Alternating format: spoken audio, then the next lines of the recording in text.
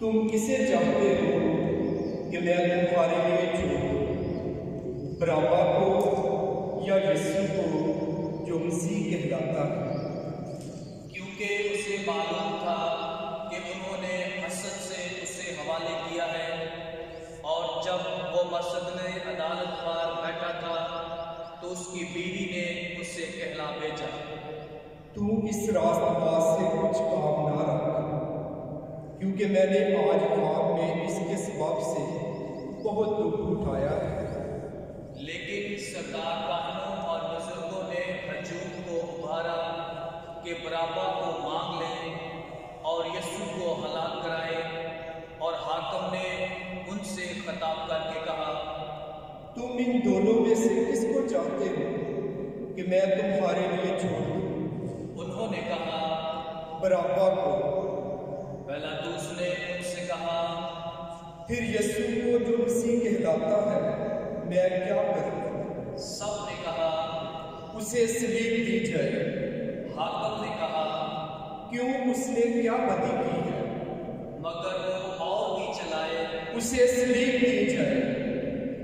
جب پیلاطس نے دیکھا کہ کچھ بن نہیں پڑتا بلکہ ہنگامہ زیادہ ہوتا جاتا ہے، تو پانی لے کر عوام کے سامنے اپنے ہاتھ دھوئے اور کہا، میں اس راست باز کے خون سے پاک ہوں، تم جاؤ۔ سب لوگ بول اٹھے اور کہا، اس کا خون ہم پر اور ہماری اولاد پر۔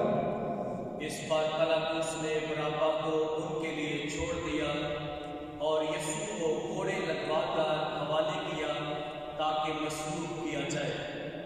تب حاکم کے سپاہیوں نے یسوع کو قلعے میں لے جا کر تمام گروہ اس کے گرد جمع کیا اور اس کے کپڑے اتار کر اسے کرمسی چوگا پہنایا اور کانٹوں کا تاج بنا کر اس کے سر پر رکھا، اور سرکنڈا اس کے داہنے ہاتھ میں دیا اور اس کے آگے گھٹنے ٹیک کر اس پر ٹھٹھا مار کر کہا، اے یہودیوں کے بادشاہ سلام، اور اس پر تھوکا، اور وہی سرکنڈا لے کر اس کے سر پر مارنے لگے۔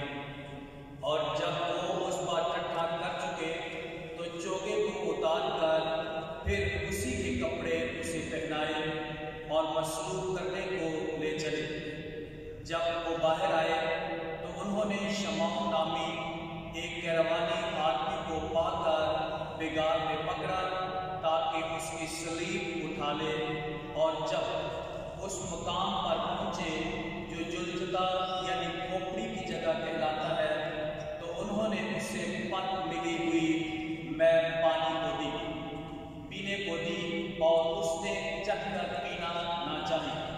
اور جب انہوں किया तो उसके कपड़ों को कुर्रा डालकर बांट लिया, ताकि जो नबी की मार्फत कहा गया था वो पूरा हो कि उन्होंने मेरे कपड़े आपस में बांट लिए और मेरे कुर्ते पर कुर्रा डाला। और वो वहाँ बैठकर उसकी निगहबानी करने लगे और उसका इल्ज़ाम लिखकर उसके सर से ऊपर लगा दिया कि ये यीशु है, यहूदियों का बादशाह। तब उसके साथ 2 डाकुओं को भी मसरूर किया, एक दाएं और एक बाएं। और राह चलने वाले जो पास से गुजरते थे वो सर हला कर उसको मलामत करते और कहते थे, वाह, तू जो हैकल को ढाता और 3 दिन में बनाता है, अपने आप को बचा। अगर तू खुदा का बेटा है तो सलीब पर से उतर।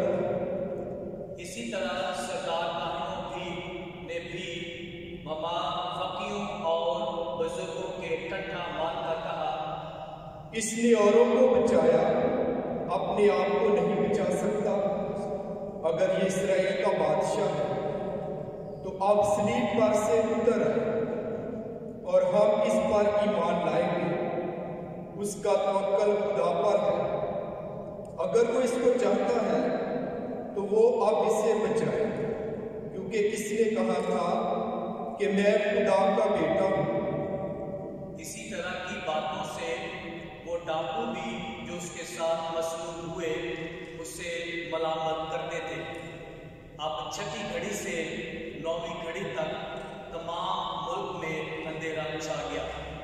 9वें घड़ी के करीब यीशु ने बड़ी आवाज से चलाकर कहा, एली एली लमा शबक्तानी, यानी ऐ मेरे खुदा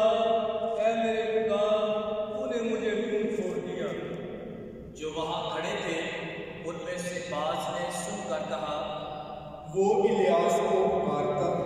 और फी अल-फूर उनमें से एक ने दौड़कर स्पंज लिया और सिक्का से भरा और सरकंडे पर रखकर उसे पीने को दिया।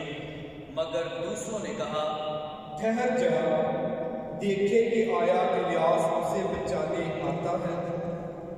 यीशु ने फिर बड़ी आवाज से चलाकर जान दे दी।